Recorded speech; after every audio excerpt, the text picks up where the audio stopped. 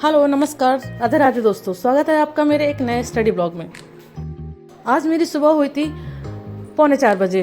4 बजे से मैंने अपनी स्टडी को स्टार्ट किया, जिसमें मैंने अभी वही ल्यूसेंट पढ़ रही हूँ। तो मैंने ल्यूसेंट को स्टार्ट किया, जिससे कि ल्यूसेंट से मैं काफ़ी कुछ पढ़ लूँ।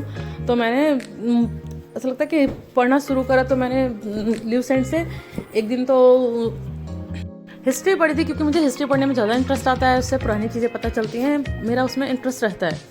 लेकिन फिर सोचा कि हिस्ट्री पढ़ने से ऐसे मतलब ज़्यादा वो नहीं है, ज़्यादा बेनिफिट्स उसी चीज़ से है जो चीज़ मैं पढ़ रही हूँ। जैसे मैं ज्योग्राफी की किताबें पढ़ रही हूँ, एनसीईआरटी ज्योग्राफी की पढ़ रही हूँ। अगर मैं वही चीज़ ल्यूसेंट से भी कवर करूँ तो मेरे उसको बेनिफिट मिलेगा। क्योंकि अगर हम एक ही चीज़ अलग अलग सोर्स से पढ़ते हैं, या फिर जैसे भी पढ़ते हैं, जैसे उसमें है वन लाइनर टाइप्स हैं, शॉर्ट्स में लिखा है।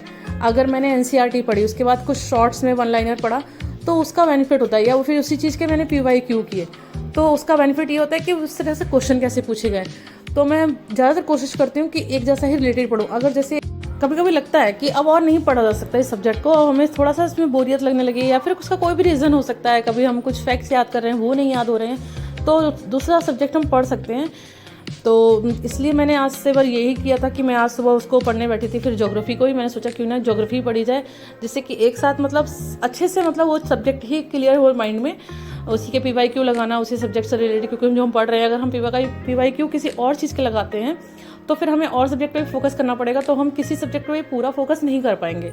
मेरा तो अपना मतलब ऐसे ही लेके चलती हूँ कि मैं एक सब्जेक्ट अगर पढ़ रही हूँ तो मैं ज़्यादातर उसी चीज़ को ही पढ़ने की कोशिश करती हूँ, जिससे कि मेरे माइंड में वही चीज़ें रहे। और फिर जब टाइम ना हो जब पढ़ने का, जैसे बच्चे हों घर में, तो मैं फिर वीडियो वगैरह सुनती हूँ उससे।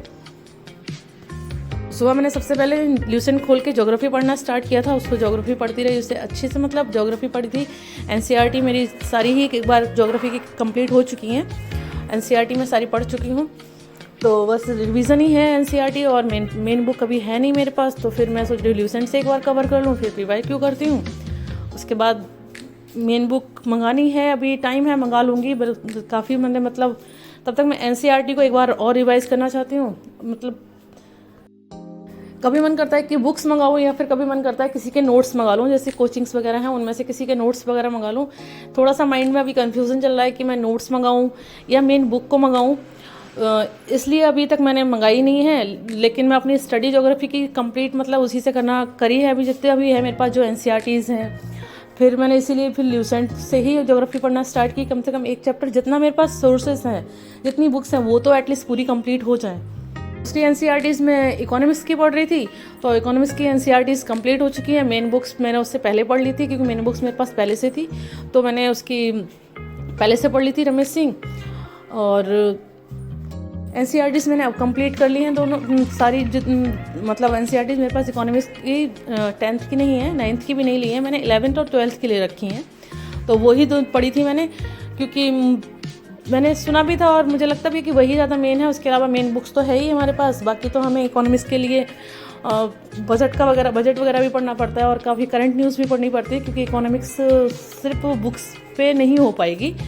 बुक्स से इतना आता भी नहीं है, और फिर ज़्यादा बुक्स खरीद के फिर वही बर्डन लगता है सर पे कि ये भी पढ़नी है वो भी पढ़नी है। तो मेरे पास 2 एनसीईआरटीज़ हैं प्लस मेन बुक है इकोनॉमिक्स के लिए। बाकी तो ऑनलाइन जो भी करंट में चलता है वो पढ़ती हूँ। इसके अलावा मेरे पास और कोई बुक्स हैं भी नहीं, मैं ज़्यादा इकट्ठी करी भी नहीं है बुक्स। हर सब्जेक्ट की बस थोड़ी थोड़ी ही बुक्स हैं मेरे पास। मैं उनको बस इतना चाहती हूँ कि मल्टीपल टाइम रिवीजन कर सकूँ, और 2 ही सब्जेक्ट लेके चलती हूँ। बाकी अपना करंट अगर छूटता है तो फिर ज़्यादा लॉस होता है, करंट नहीं छूटना चाहिए मेरा, तो फिर करंट को करती हूँ। तो सुबह वही 4 से 6 तक मैंने पढ़ी थी ज्योग्राफी ल्यूसेंट से। उसके बाद में वही घर का काम होता है, बच्चों के लिए स्कूल छोड़ना और ये सब करने के बाद नाश्ता वास्ता मेरा 8:30 तक हो जाता है सब कुछ। नाश्ता करके 8:30 पे मैं पढ़ने बैठती हूँ। कभी 8:15 भी फिनिश हो जाता है, कभी 8:30 हो जाता है। लगभग मैं 8:30 से अपनी स्टडी को कंटिन्यू करती हूँ। 8:30 से पहले मैं करंट अफेयर्स करती हूँ। करंट अफेयर मेरी 9 साढ़े 9 तक हो जाती है। 9:30 10 पूरा नहीं होता है, वो हो जाती है पहले। फिर उसके बाद मैं न्यूज़पेपर पढ़ती हूँ। न्यूज़पेपर पढ़ने के बाद फिर मैं पढ़ने बैठती हूँ, और मैं अपनी स्टडी को 11:30 तक करती हूँ। क्योंकि कभी कभी ज़्यादा मैं काम सुबह में कर चुकी होती हूँ दोपहर के खाने का, तो फिर मैं 11:30 तक पढ़ लेती हूँ। अगर दोपहर के खाने का काम मेरा सुबह में फिनिश नहीं हुआ या रात को मैंने करके नहीं रखा है, सब्ज़ी वब्ज़ी कट करके नहीं रखी है, तो फिर मैं 11 पौने 11 भी ऐसे करती हूँ। अपने काम को एडजस्ट करना है कि मैंने काम को कितना पहले से कर रखा है, उतना टाइम मुझे मिल जाता है। अगर मैंने रात को काम नहीं किया तो मैं रात को स्टडी कर लेती हूँ, और दिन में अगर मैंने सुबह में नहीं करा, मतलब काम तो वही है, खाना बनाना है, स्टडी को मैनेज करना है।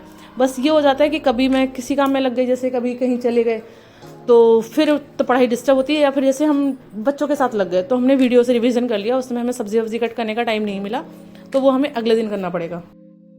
फिर उसके बाद में मैं दोपहर में अपनी स्टडी करने बैठती हूँ, तो उसमें भी मतलब टाइम वैसे तो लगभग फिक्स है, 2:30 से 3 बजे के बीच में मैं अपनी स्टडी को दोबारा कंटिन्यू करने बैठ जाती हूँ। कभी 2:30 बजे, कभी 3 बजे, कभी पौने 3 बजे, इस तरह से मैं अपनी बैठ जाती हूँ स्टडी करने के लिए। क्योंकि बेटे थोड़ी देर तक सोते हैं, तो फिर उनके सोने तक मैं सोचती हूँ 1-1.5 घंटे की स्टडी कर लूँ, क्योंकि उनके उठने के बाद में फिर मैं पहले उनको होमवर्क कराती हूँ। जो उनका होमवर्क अगर रह गया, वो पहले खेलने लग गए, तो फिर उनका होमवर्क होने में काफ़ी दिक्कत आती है। वो होमवर्क करते नहीं हैं बच्चे, एक बार खेलने में लग गए तो फिर वो उनका होमवर्क कराना बहुत ही मुश्किल हो जाता है। इसलिए मैं सबसे पहले उनका होमवर्क कराती हूँ। उनका होमवर्क कंप्लीट होने के बाद फिर वो खेलने चले जाते हैं। फिर मैं वीडियो से जो होती हैं और रिवीजन करती हूँ, और फिर मैं उनसे वही टॉपिक रिवीजन करने की कोशिश करती हूँ जिसको मैंने 1-2 बार पढ़ रखा है। क्योंकि वो टॉपिक रिवीजन करने से ज़्यादा वो नहीं होता। मुझे लगता है कि जो टॉपिक मैंने पढ़ रखे हैं वो मैं रिवीजन करती हूँ, तो मुझे अच्छा समझ में आता है कि हाँ, मैंने ये चीज़ पढ़ रखी है। लेकिन अगर कोई नया टॉपिक है, मुझे पढ़ना है, तो भी हम उसको एक बार सुन सकते हैं। तो हम जैसे पढ़ने बैठेंगे तो वो हमें ठीक से समझ में आएगा कि हाँ, हमने ये चीज़ पढ़ी थी, ये सुनी थी। लेकिन बेस्ट सबसे वही होता है कि जो हम पहले पढ़ चुके हैं उसको हम वीडियो से रिवाइज़ करें, तो पता चलता है कि ये कितना हमें अलग समझा रहे हैं और ये चीज़ अच्छी है। मतलब काफ़ी सारी चीज़ें होती हैं, हम जिससे भी पढ़ लें थोड़ा सा डिफ़र तो होता ही है हर चीज़। बुक्स में जो दे रखा है, वीडियो में जो कोई पढ़ा रहा है, उनके सबके सोर्स अलग अलग होते हैं पढ़ने के, तो बेनिफिट तो हमें सबसे होता है। हम उस चीज़ को कैसे पढ़ रहे हैं, कैसे रीड कर रहे हैं, बस इस चीज़ पे है। और सबसे बड़ी बात है कि हमारे पास टाइम कैसे है। हम फैमिली में हैं, हमको सब कुछ देखना है, तो हमें वीडियो से भी रिवीजन करना होगा। वो हमारे लिए टाइम बचाता है काफ़ी कुछ। अगर हम वीडियो से रिवीजन करते हैं तो हम अपना जो टाइम वेस्ट हो रहा है उसको हम यूटिलाइज़ कर सकते हैं। अगर वही टाइम हम ये लेके बैठे रहेंगे कि नहीं, हमको टाइम मिलेगा, हम बैठ कर ही पढ़ेंगे बुक से, तो फिर वो हमारा काफ़ी सारा टाइम वेस्ट हो जाएगा। उसके लिए हम वीडियो हमारे लिए कितना अच्छा ऑप्शन है कि उससे हमारा टाइम काफ़ी सारा बच जाता है। आपको मेरे ब्लॉग अच्छे लगते हैं तो प्लीज़ लाइक करें एंड सब्सक्राइब करें। Thank you.